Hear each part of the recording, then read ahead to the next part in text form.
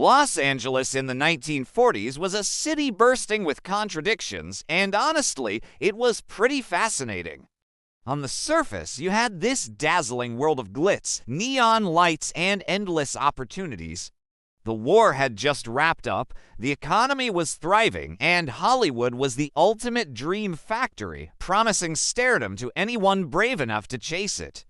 But if you peeked beneath those palm trees and all that glamour, you'd find a much darker side, a gritty underbelly filled with organized crime, vice, and shadows where broken dreams lurked. It was in this intriguing yet dangerous city, in January of 1947, that the body of Elizabeth Short was discovered. Her remains were mutilated and staged in such a horrific way that it sent shock waves through the nation. This wasn't just any murder, it became one of America's most infamous unsolved cases. The newspapers dubbed her the Black Dahlia, and even today, her story continues to haunt and captivate people. What do you think about this tragic tale? Elizabeth Short was just 22 years old when her life ended. She was born in Boston in 1924, but grew up mostly in Massachusetts, the daughter of Cleo and Phoebe Short. Her father abandoned the family when Elizabeth was still a child, faking his own death to escape the financial pressures of the Great Depression. The betrayal left its mark, and Elizabeth spent much of her youth chasing escape, chasing reinvention, chasing something brighter than the gray world she had been born into. Stardom never came knocking for Elizabeth, you know? Instead, her life was like a series of fleeting moments. She bounced from one rented room to another, hopping between dingy boarding houses, working in bustling restaurants just to make ends meet. Her charm and beauty caught eyes, but her struggles were just as visible.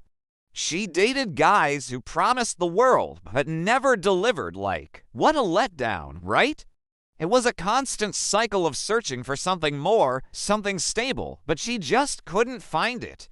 Young and vulnerable, Elizabeth was always chasing a dream that seemed to slip further away. The media caught onto her vibe, dubbing her the Black Dahlia, inspired by a popular noir film, The Blue Dahlia.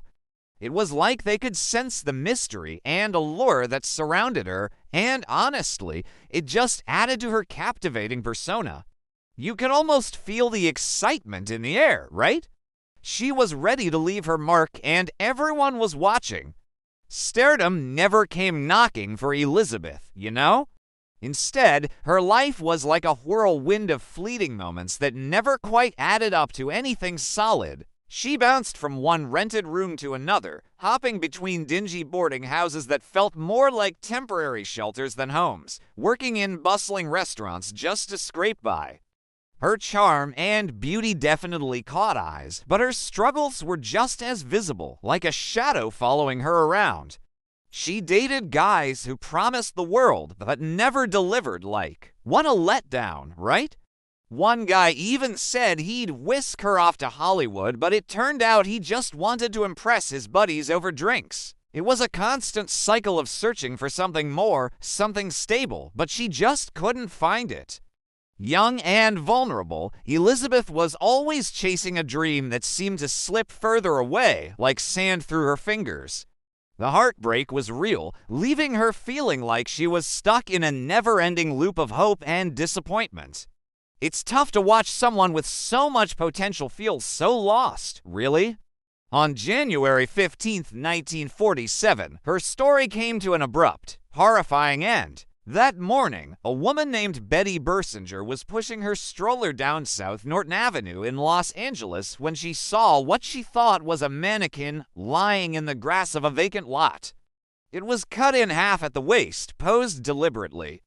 But as she drew closer, the horror became clear. It was not a mannequin, but the body of Elizabeth Short. Her corpse was mutilated beyond comprehension. She had been sliced cleanly in two, drained of blood, and her skin was so pale she did resemble a wax doll. Her face had been slashed from ear to ear, giving her a grotesque, permanent smile. Rope marks on her wrists, ankles, and neck suggested she had been bound and tortured.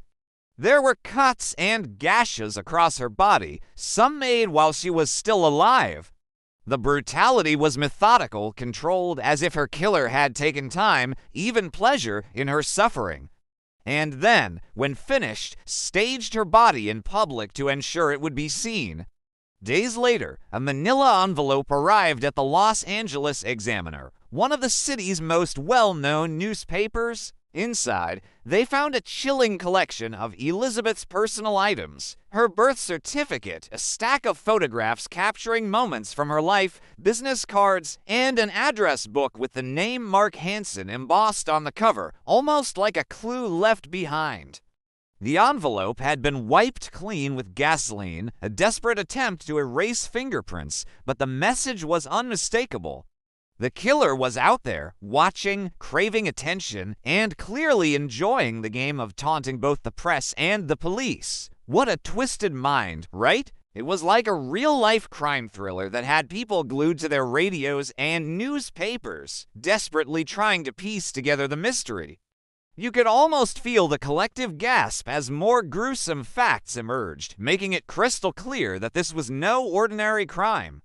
For instance, the bizarre circumstances surrounding her death and the eerie way her body was found really gripped the nation. It wasn't just a murder, it was a spectacle that made everyone rethink the glamour of Hollywood. This moment didn't just change our perception of the film industry. It sparked a national obsession with true crime that still lingers today. It's fascinating how one tragic story can shift the cultural landscape, don't you think? Police were inundated with leads, but they were also overwhelmed by the chaos of the case. Reporters swarmed the LAPD headquarters, even managed to gain access to phone lines meant for investigators. In the first week alone, more than 50 men confessed to the killing. By the end of the investigation, over 150 suspects had confessed, none of them credibly. The LAPD worked tirelessly, but the crime scene offered little evidence. The body had been cleaned. The cuts were so precise that investigators believed the killer had medical knowledge, possibly a surgeon or a mortician. The dismemberment suggested not only skill, but also a ritualistic element. This was no crime of passion. It was planned, calculated, and meant to shock. Days later, a manila envelope showed up at the Los Angeles Examiner, one of the city's most famous newspapers. Inside, they discovered a chilling collection of Elizabeth's personal belongings: her birth certificate, a stack of photographs capturing joyful moments from her life, business cards from people she knew, and an address book with the name Mark Hansen embossed on the cover like a clue left just for them. The envelope had been wiped clean with gasoline, a frantic attempt to erase fingerprints, but the message was crystal clear. The killer was out there, lurking in the shadows, craving attention, and clearly relishing the game of taunting both the press and the police. It's absolutely chilling to think about, right? What kind of person would enjoy this sick game? It really makes you wonder about the darkness lurking in some minds. The address book led to a prominent nightclub owner, Mark Hansen, who had known Elizabeth and reportedly allowed her to stay at his home. Hansen was questioned extensively but denied involvement. The case sprawled outward from there, touching dozens of men who had crossed paths with Elizabeth in her short life: soldiers, actors, petty criminals, even doctors. One suspect, a surgeon named George Hodel, would become infamous decades later when his own son, a retired LAPD detective, claimed his father had been the killer. George Hodel had been investigated at the time, even wiretapped, and on the recordings he was heard making disturbing remarks about killing women. But no evidence was strong enough to arrest him. As the weeks stretched into months, the case grew colder. The press moved on, but the image of Elizabeth Short's mutilated body remained burned into the public imagination. For many, her story came to symbolize the dark side of Hollywood, the promise of fame masking the dangers lurking beneath. She had dreamed of becoming a star, and in the most twisted way possible, she did. Her name, her image, her story immortalized, but only through tragedy. In the years since, countless books, films, and theories have tried to solve the Black Dahlia case. Some point to George Hodel, others to a jealous lover or a sadistic stranger who stumbled upon Elizabeth in her final days. None have ever been proven. The LAPD still lists the case as open, though the odds of solving it grow smaller with each passing year. What makes the Black Dahlia murder endure is not only the brutality, but also the mystery.